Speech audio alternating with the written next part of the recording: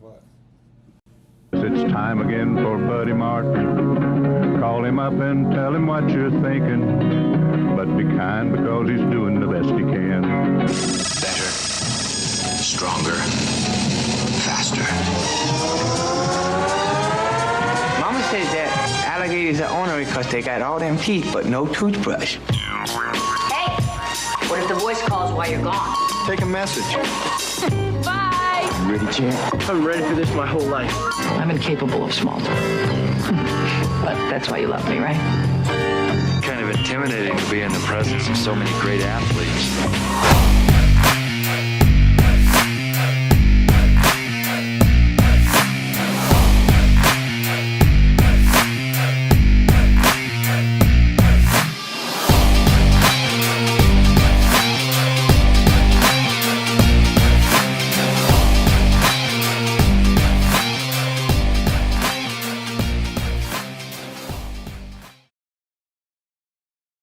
Evening, folks. We're going to get this worked out. We have a new computer tonight, and we're trying to get this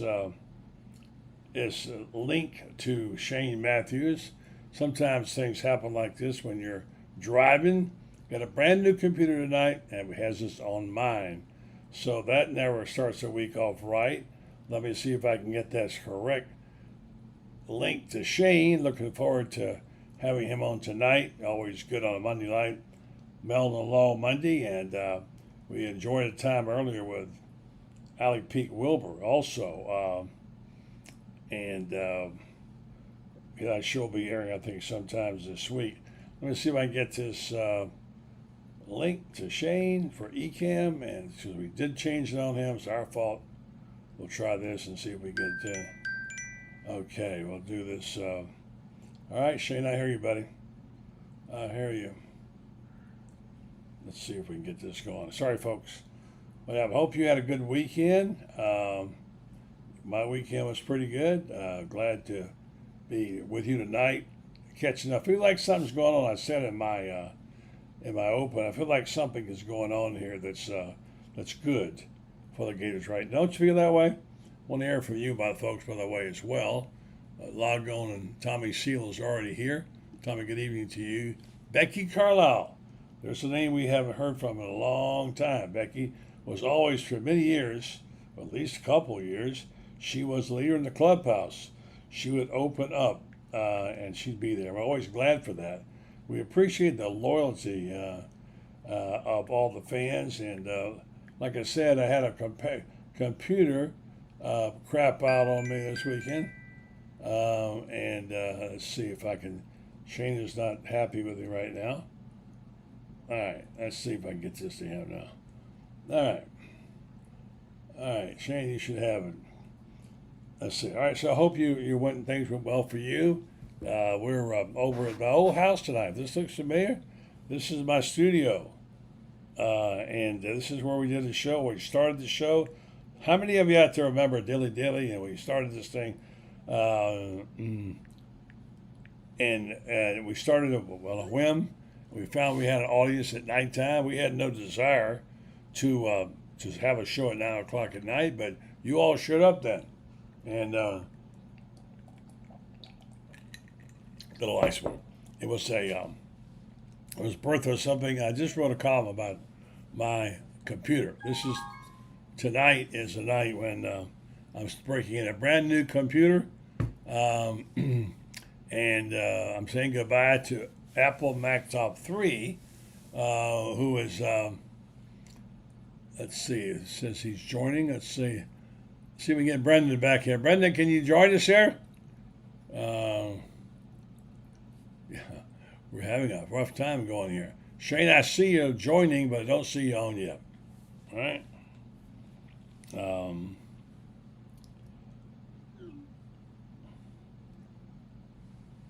right, stand by.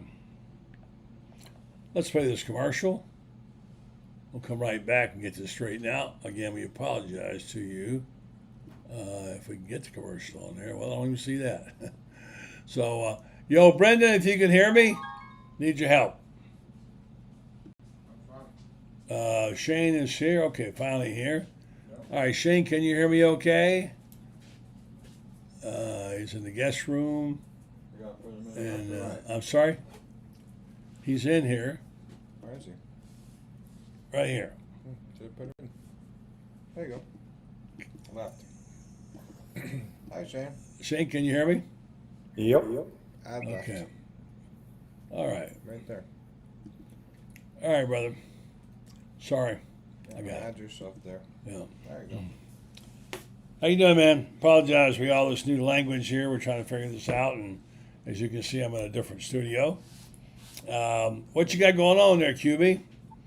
Your softball team came through for you. My what? Softball team. They're good, man. It's one of Tim's best teams ever had. It's what a sweep that was. That had to be sweet music to your ears. You been calling that shot for a while, saying don't worry, they're okay, and they certainly were that, weren't they? Yeah, I mean they finished second in the league when they were picked like 9th or 10th in the league preseason. They have a chance to have the Coach of the Year, the SEC Player of the Year, and the Freshman of the Year. So they get a bye. They don't play until Thursday in the SEC Championship game, and it's a team, in my opinion, can make a deep run. How deep, Shane? I mean, I expect them to go to the Oklahoma City. I mean, they'll be a top 8 seed. I mean, they're number 9 in America right now, but they should be they'll host a regional. If they're a top 8 seed, they'll host a super regional if they were to win the regional. But I mean, like I said, he's been to 11. I think it's 11 or 12 out of 18 years he's been to Oklahoma City. I expect him to go this year. Yeah, you call it. Tommy Seal, Shane has an echo. Wonder what that was. Should be that way now. So we must have 2 mic ons. We'll get Brendan back here and see what it is. But I just echo cancellation. I just hit should be okay now. And let's see. You folks tell me out there. I got a bad echo. Hold on one second. I know it. Hey, Brendan, I got an echo on Shane. I can't hear. Be right back. Brendan, echo on Shane. Go bad. Echo cancellation. Folks, bear with us. We got a new computer. We're trying to work it out. Brendan's here. Go ahead.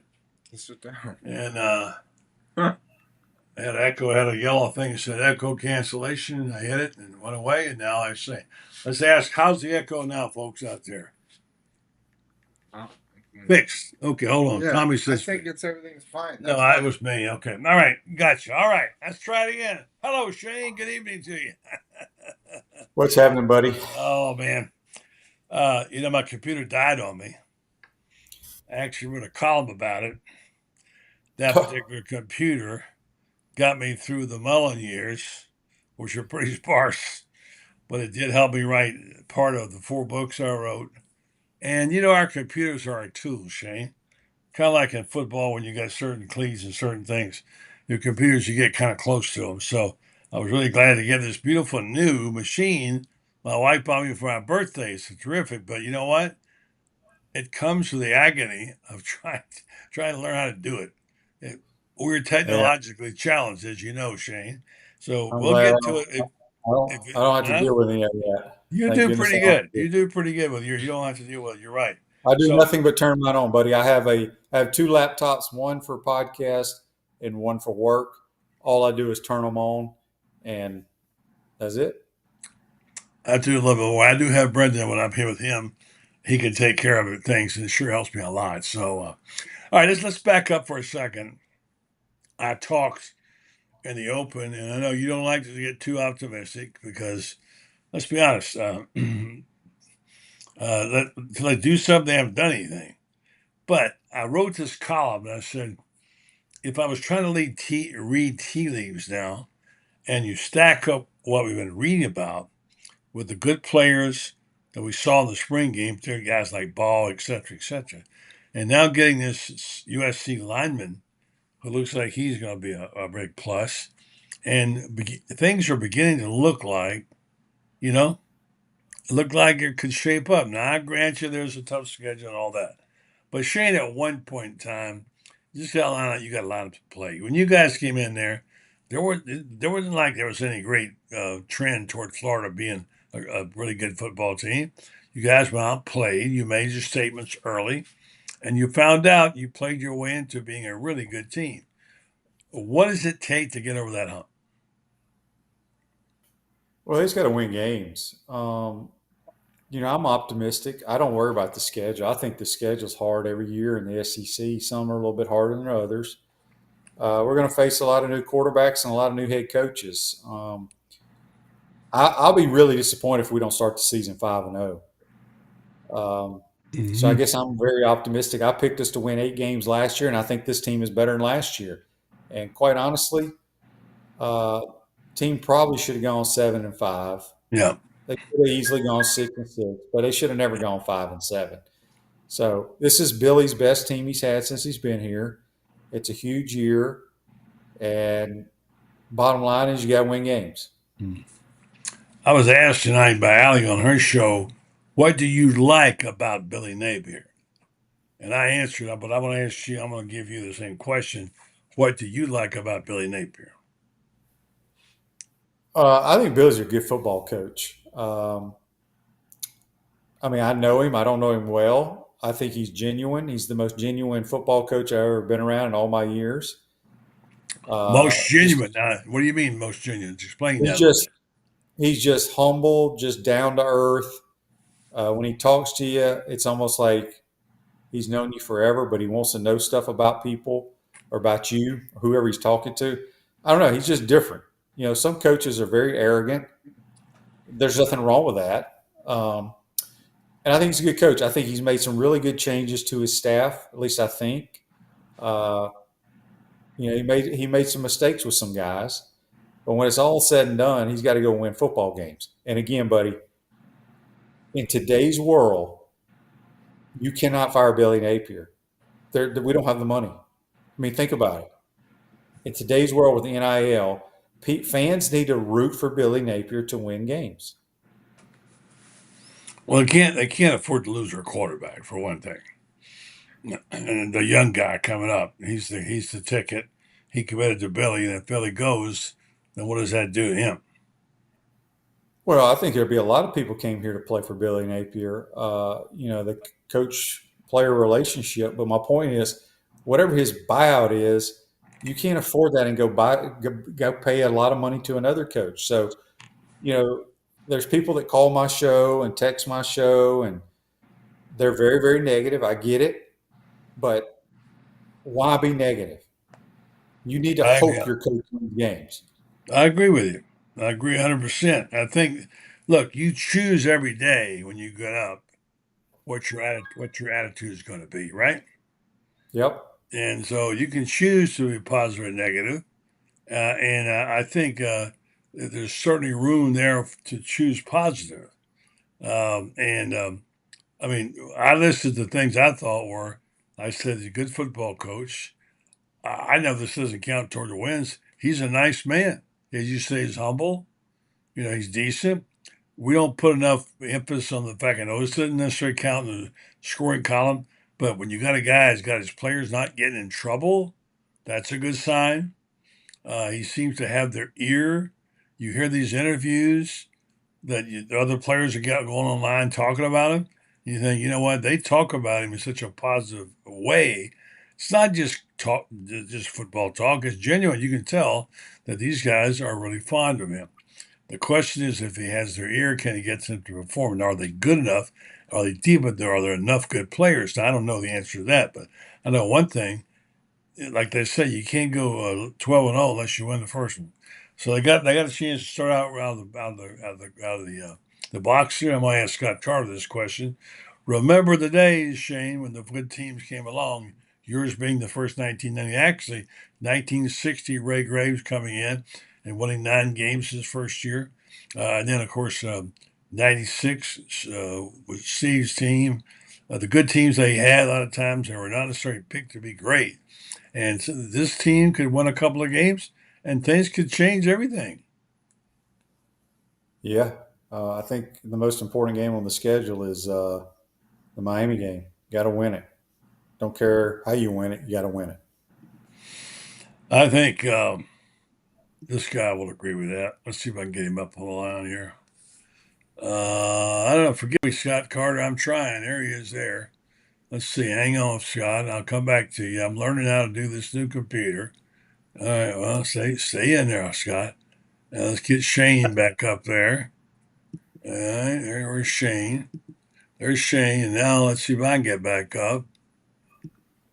Hey, we're all on. Amazing. Great stuff. Good evening to you, Scott. Thanks for coming on, man. Appreciate it very much. Hey, buddy, how's it going? Looks like you're back in your old stomping grounds. I am, just for a night or two. And I got my new computer. I had to have Brenda in to show me how to operate it. So, yeah, we're back in the old stomping grounds. This looks like familiar. You've been on here many times. We're talking about how things begin to change just a little at a time. Like Ben Hogan said about golf in terms of practice, the secret's in the dirt. You wonder how granular the change will be and if Billy will get a chance to show what he can do. And I was telling Shane, I was asked by Alec P. Wilbur tonight, what do you like about Billy Napier? And Shane was saying a couple things. Let me ask you the same question. What do you like about Billy Napier? Well, I mean, I like his approach in terms of he came in with a real plan that he believes in. And he's going to execute that plan regardless. I mean, Florida, when they hired him, they gave him the resources to be able to do what he wanted to do in the program.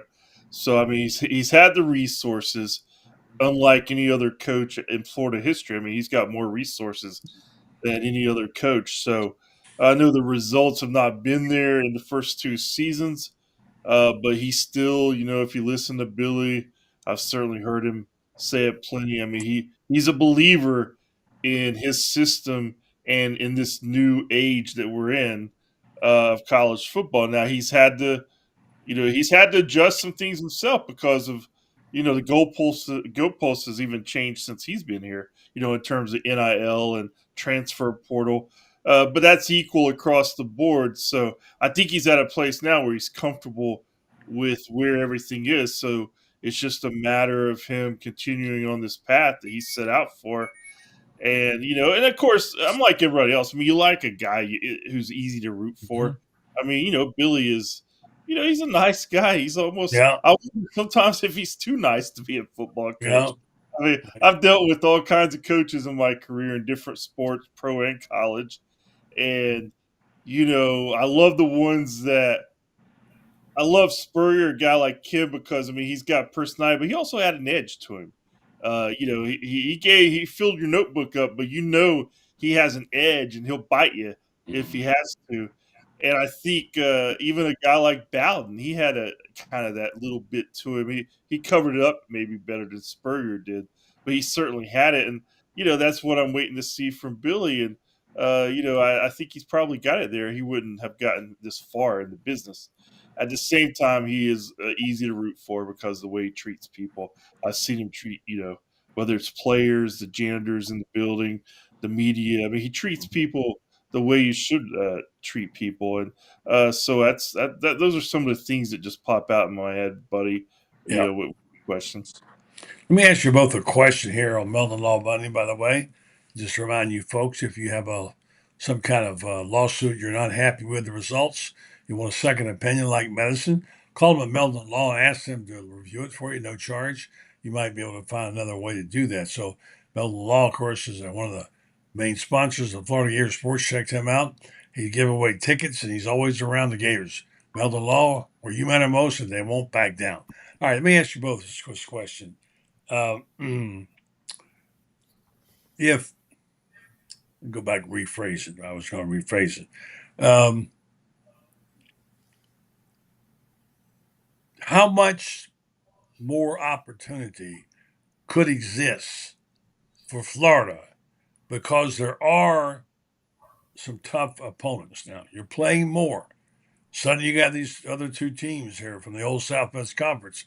You're going to have some upsets. Some teams are going to lose games they aren't supposed to lose. Does that present opportunity for Florida, Scott? Well, sure. I mean, I think anytime you get Texas on the schedule, that's a huge opportunity. So if you do lose a game early, like a Miami or Kentucky or whoever, and you can beat Texas later on, I mean, that certainly helps. But, it's kind of a two-sided coin there. It makes the road tougher, too. If you're not beating some teams early, it's going to make that game loom even bigger on your schedule. But I just think where we are in the SEC, I mean, with the addition of Oklahoma and Texas, with what they already have, I mean, I think it's the toughest conference by far, and it just got tougher. So I think every week you have to look at it as a huge opportunity. But that's why I'm glad that the system's going to 12 teams in playoffs, because there's going to be some really good SEC teams in the coming years with 2, 3, 4 losses. And maybe you get one of those teams or two of them in now because your schedule's so tough. Shane, What was your question, buddy?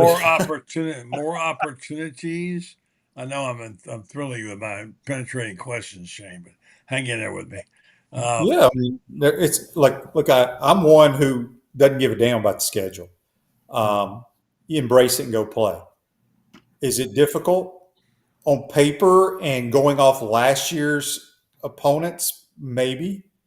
But again, there's a ton of new coaches. There's a ton of new quarterbacks at these schools.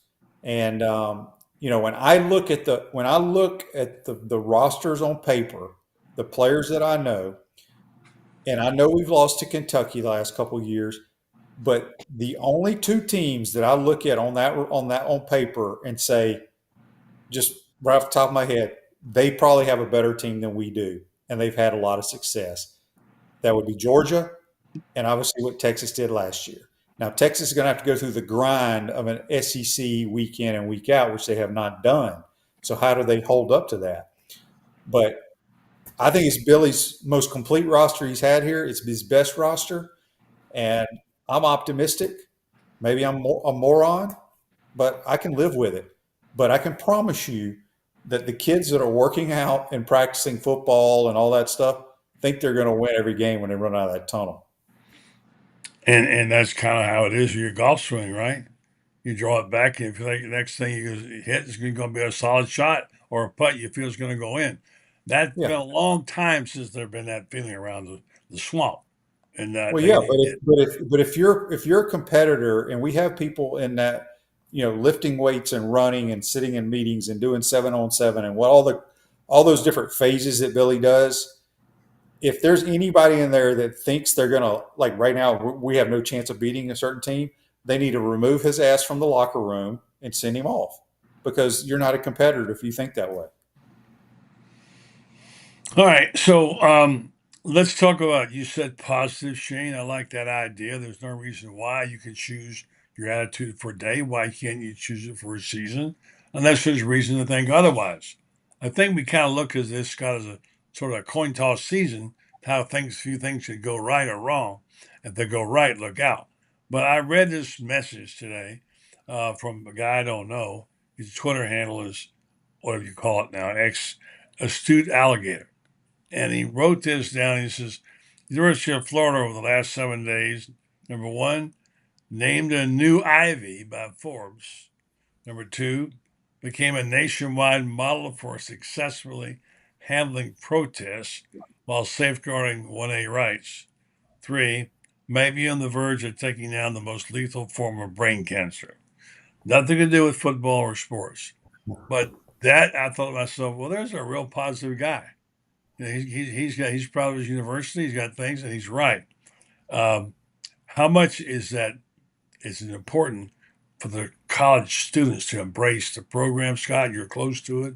Do you think they're any closer, or just are college students more geeks these days? Don't care about sports? I don't know. What's your take? You're there on campus. I want to answer that. You go ahead, Shane. I want to hear your answer, then I'll go. Okay, so I'm gonna tell you this, buddy. My son graduated today from the University of Florida in construction management, and it was awesome. However, between all the people being announced, we have a lot of foreign students. Okay, I don't think they give two craps about what happens at Ben Hill Griffin Stadium, the O'Connell Center, at Conjuring Ballpark. That's just my 2 cents. Now, there's a bunch of people that do love it, but I mean, obviously, I think if you win, some of those students may get a little more interested. But the population of the kids that grew up Gator fans, we've talked about this multiple times. There's an issue with the admissions office. They can call my show and blast me, whatever they want to do, but we have too many legacy kids that do not get into the University of Florida that are have high academic credentials that are being denied, and that's a problem. So I hear a lot of that. I hear a lot of the same thing.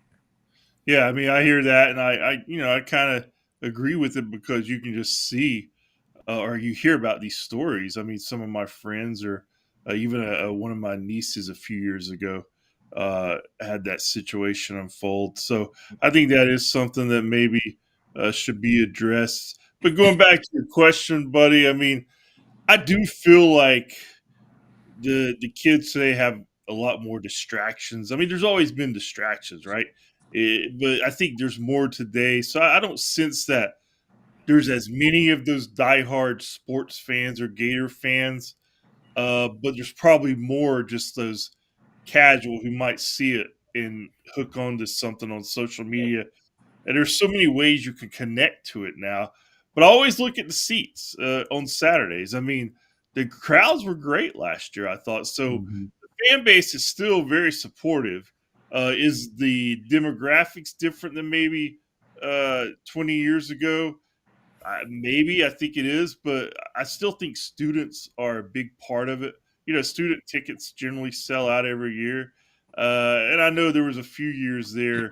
I think it was under McElwain where the students got kind of ripped on social media for showing up a lot late, but the program I think was still kind of just up and down. And I mean, I was pleasantly surprised the last 2 years at the fans because I was wondering myself.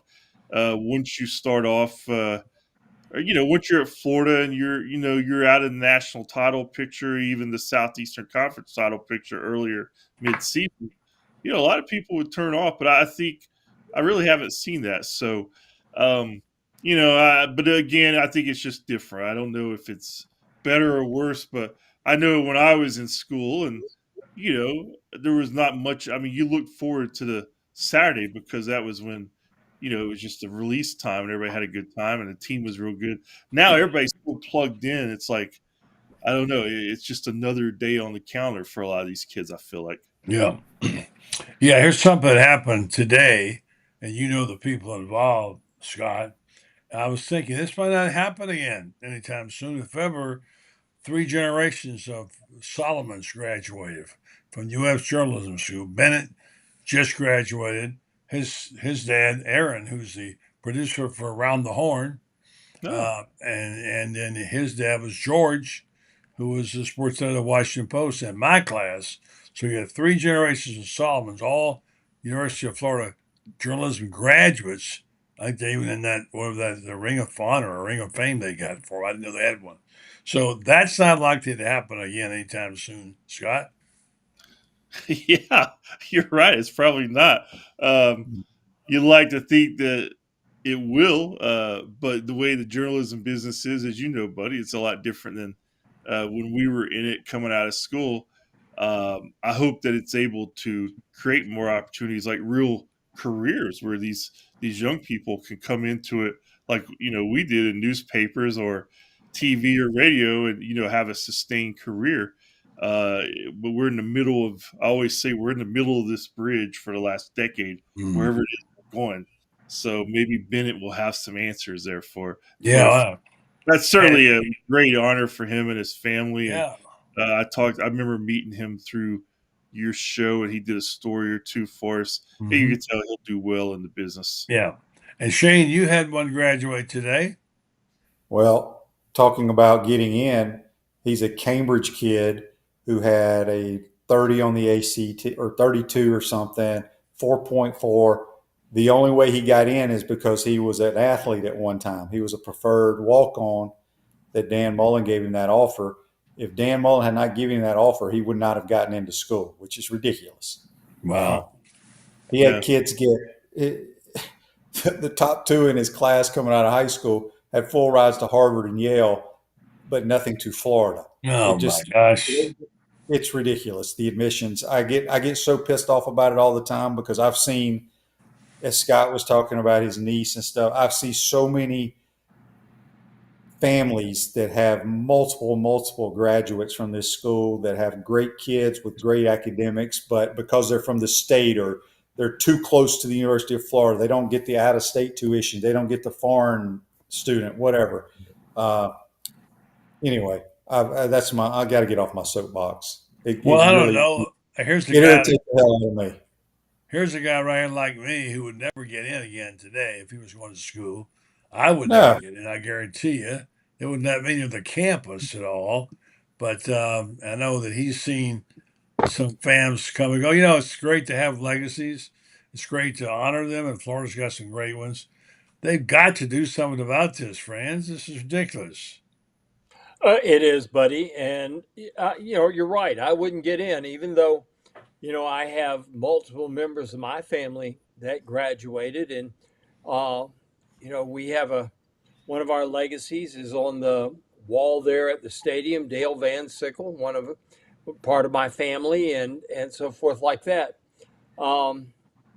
Percy Beard, being a cousin, they named a track after him,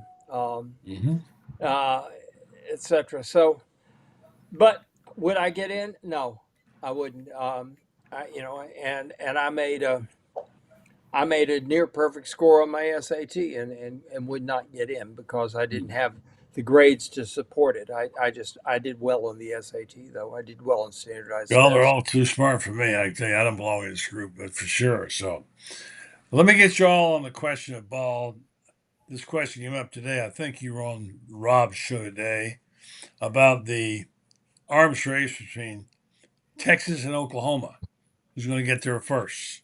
I think I heard you say, Franz, you thought Oklahoma would be better than people think, but most people acknowledge that Texas probably is the front runner.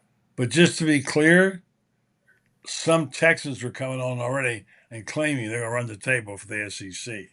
A little bit early, let them win a couple of SEC games. And now, as we know, it's like Rob said the other day when he talked to the guy from Arkansas. They said when Arkansas came in the SEC, they told him it's like playing Texas every weekend. So it's a little different there. So I don't know. Shane, what's your take on who's leading there in that arms race between Oklahoma and Texas and why? Well, I'm going to lean Texas. Texas was in the Final Four last year. Oklahoma was not. Oklahoma has kind of been down the last couple of years. Brent Venables, this is year 3, I think, for him as well. They need to do something, but I don't think it's even close right now. I think it's clearly Texas. Friends?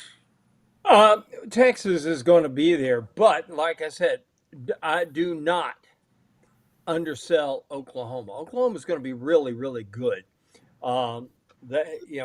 Brent Venables has built up a defense that can play in the SEC.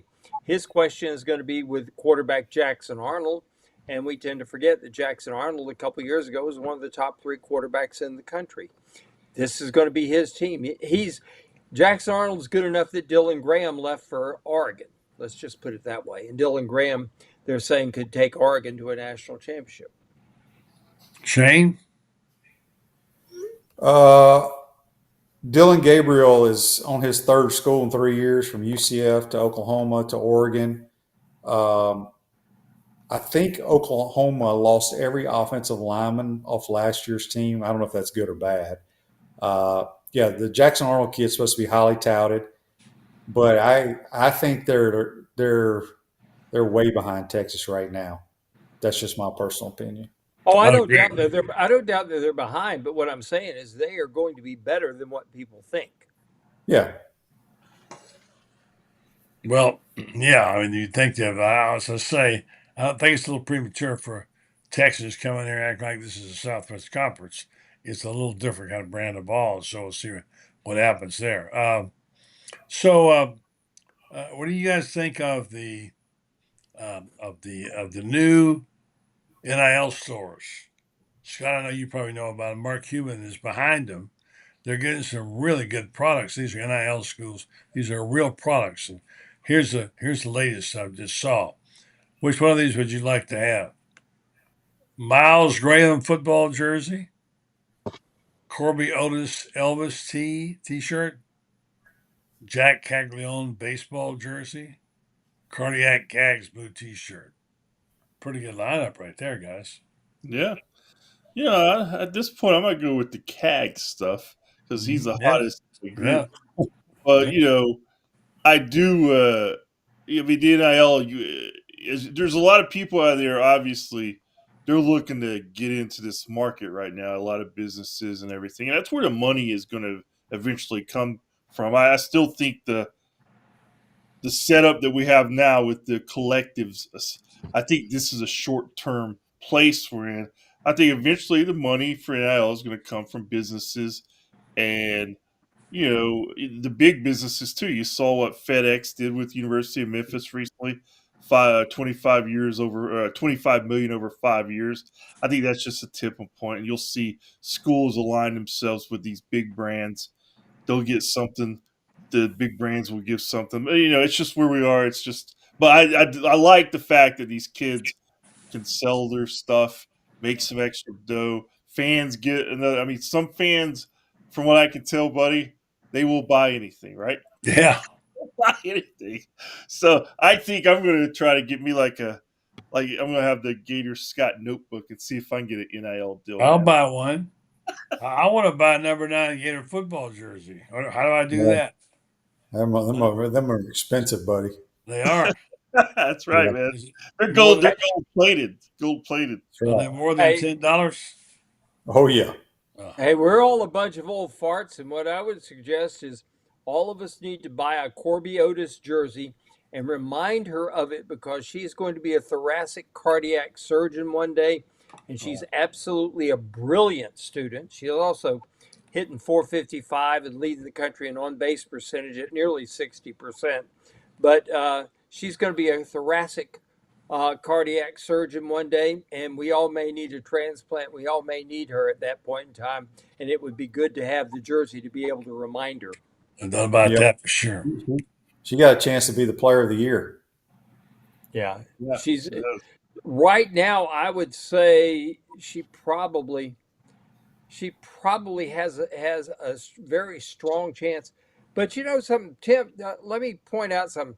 Tim Quick pointed out yesterday that he said, why are we downplaying Skylar Wallace? She's leading the nation in runs scored, and she's like in the top 5, top 8 in just about every category in the country that's important.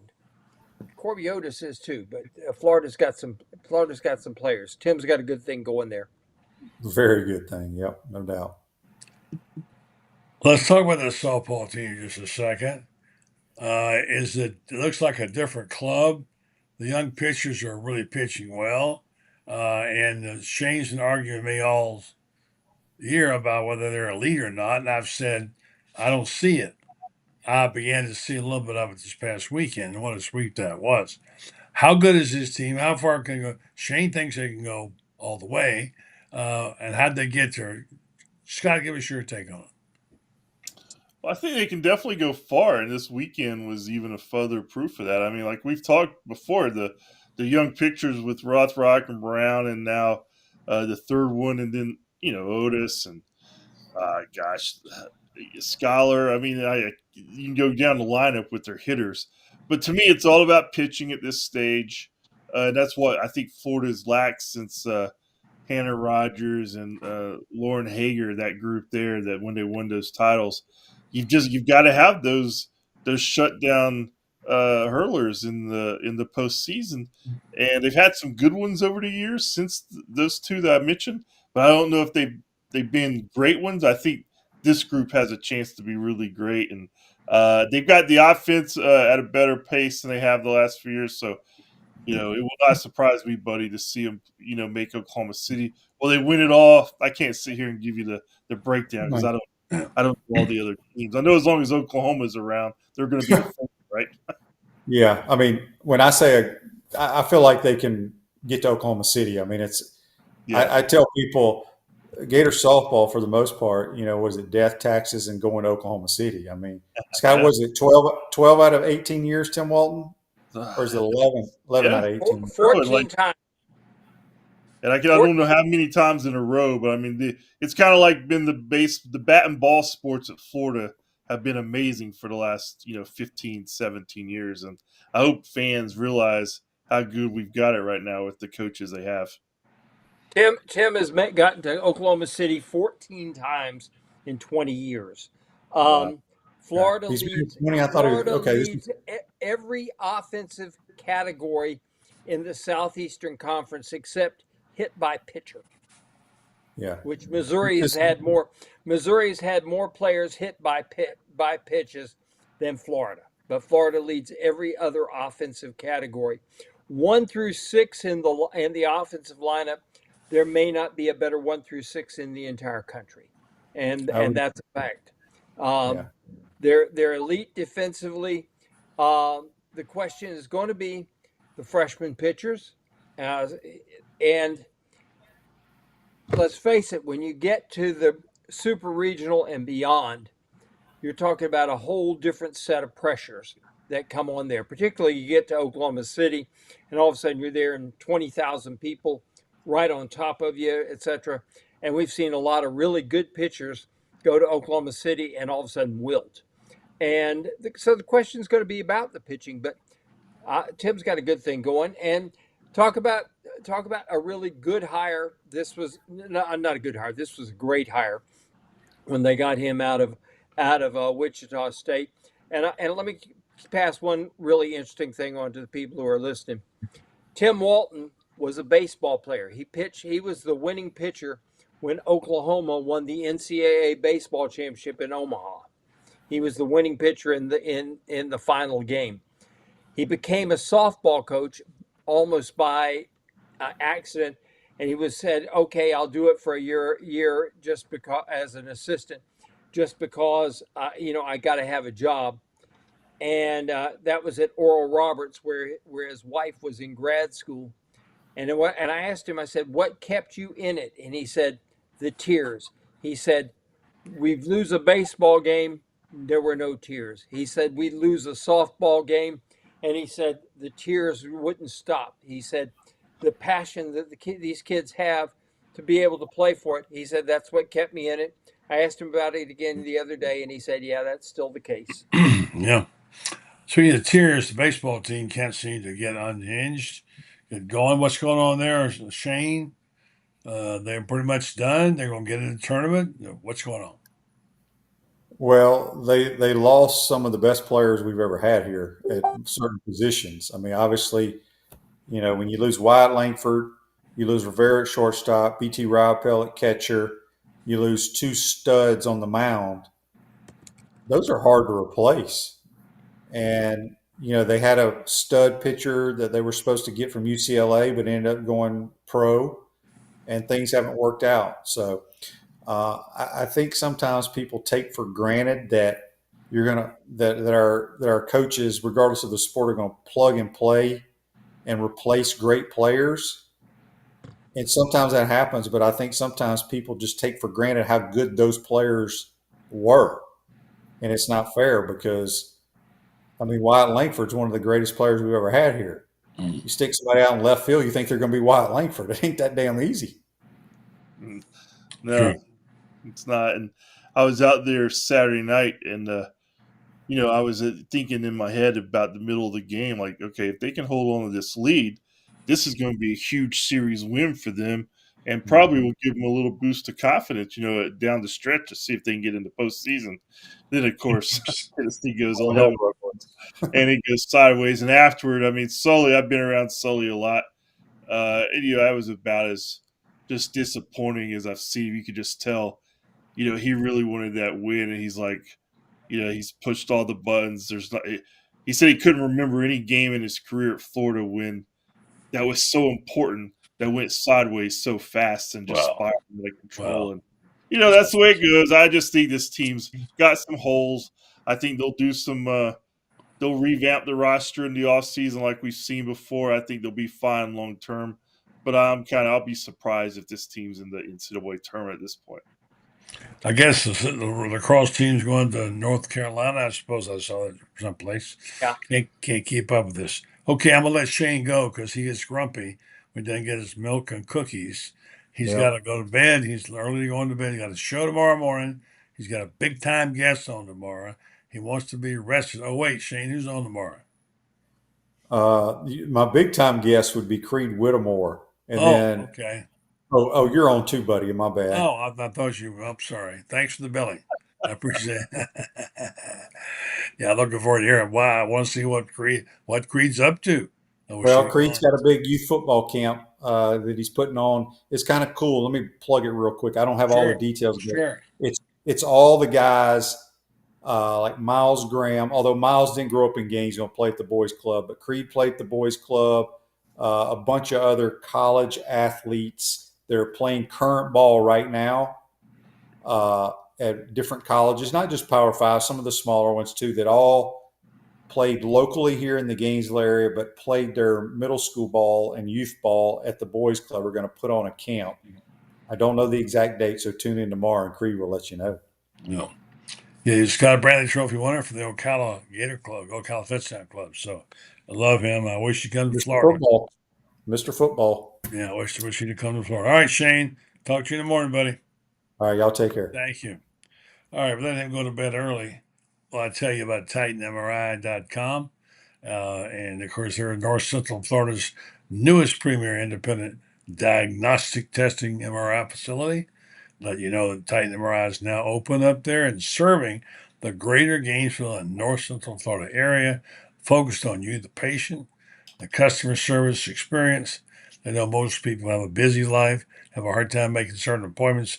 They will help you be adjustable, give you hours if you need them at night, appointments or weekends. Check them out. They want to accommodate you in every way. TitanMRI.com. Check them out in Gainesville. Guys, all right, let's wrap this thing up.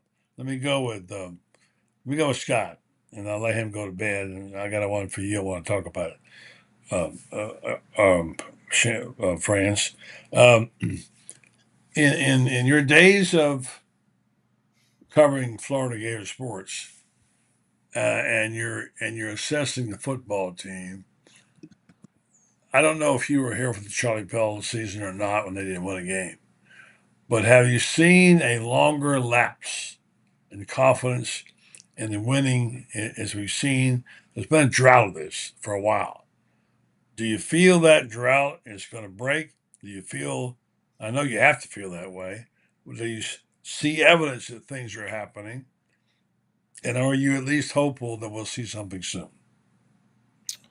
Yeah, I mean, I was not around during the Charlie Pell years.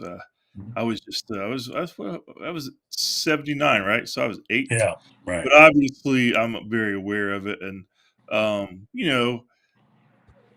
don't think the program obviously is a 0-10 on one stage, but like Billy Napier, he opened one of his, or he said this spring during camp, he said look guys, it's been 15 years since the Gators have won a SEC championship, and it just made you stop and think for a second. Wow, he's right. Because I remember when I was in school at Florida, when Spurrier was here, I mean, it was a given that you were going to be there pretty much every year, almost every year. You were going to win most of them, right? Yeah. Now to go 15 years and not win one, and the 2 times that you were in the game, or the 3 times you were in the game. Yeah. So the 2020 game was close, obviously, but the other 2 times under McElwain, you knew that they really didn't have a shot. So, yeah, it's been a long drought, buddy. I will say that I'm certainly ready for it to be over. I hope that it's close to being over. I think there's still work to be left. Am I hopeful that they're going in the right direction? I really am. I mean, I like so much of what they've done and what we've talked about on the show, like where Billy has the program. I still think he may need another recruiting cycle, a few more great players to really start talking about SEC championships. Because I don't know, when you're going into a year like this, most of the discussion, quite frankly, has been, are they good enough to, improve from 5-7 and maybe win 2 or 3 more games, right? Right. So that's the conversation as we head into 2024, and I think that's probably on point from what I see. But I do think they can have some nice improvement this year. With that schedule, will it mean 5 or 6 more wins? Probably not. But in 2025, if things keep trending this way, then you'll hear a different kind of optimism from me, I think. But right now, I'm a realist. I do think it's going in the right direction, but there's still work left. Always love you having you on, Scott Carter, reading you on Gator and Photogators.com. Appreciate your time and your comments. See you guys. Have a good night. Thank you. Take care, Scott. All right, friends, as we anticipate this, always have a positive note at the end, but tonight's is a little bit different. After I do this commercial about Renstar, I want to take you to a note that was very sadly today. I read it about the impact of the Tom Brady roast and the comments made by Aaron Hernandez and what his wife said about it, how hard it is for her children to get past it. It's not something we normally think about. I know people say, well, he deserved it, whatever, but those poor children hear this all the time. It's a really sad thing to think about, and it went the way it did. But anyway, I wanted to talk about that for a minute. Let me tell you first about our friends over at Renstar Medical Research. We'll close this thing up. They've been supporting us for a long time. We do appreciate that very much, and they do terrific trials, and they want to encourage you to take part in some of those trials because that is the leeway, that is the future to bringing safely to market some of these new medications. They do these clinical trials and they can discover things about people in our area that they don't know about tendencies, help us design a medication for our needs right here in our communities. They want you to log on to Renstar.net and find out how you can take part. If you qualify, you can get time and travel compensation, and you do a good thing if you help your fellow man or woman to get information from these medical companies and these research that they can and the Renstar can bring to us and help us. So check them out. Maybe you qualify to participate in this. Renstar Medical Research, seeking tomorrow's answers to the health questions of today. All right, Franz, you get the premise of what I said about the Hernandez children. We tend to forget about the children. It's something they'll have the rest of their life. How do you deal with that? Buddy, that's a real question to ask about anybody who's undergone tragedy. You think about people who are even distant relatives sometimes of somebody that is involved in horrendous crimes. The parents of, for example, of kids that go on these shooting rampages and shoot up schools and stuff. And I don't have an answer for that. I don't. I really don't have an answer. And I tell people, you've heard me say it before. Aaron Hernandez, the one that we saw, that we dealt with in a public way, was witty, was charming, was polite as he could be, always had very, very nice, thoughtful answers. We tend to forget that Aaron Hernandez was an A student here at the University of Florida.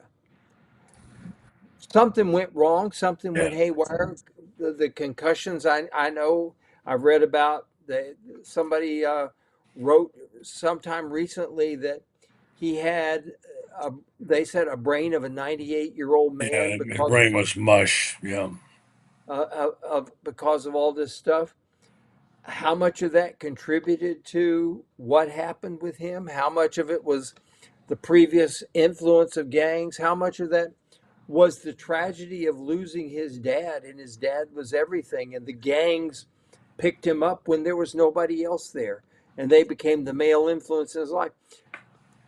Too often, we look at kids, they come to school at the University of Florida, and we rag them and say, yeah, I can't wait to get a big car and all this other stuff. We don't understand sometimes where these kids come from. We don't understand their backgrounds and stuff like this. We live in a very judgmental society. I unfortunately have to admit that. We live in a very judgmental society where people, it's almost like a shoot first, ask questions later society.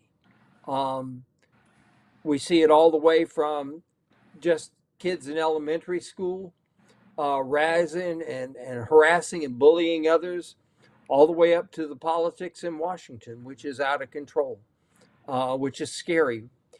And something needs to change in our society. I'm not the guy that can have all the answers, but I know that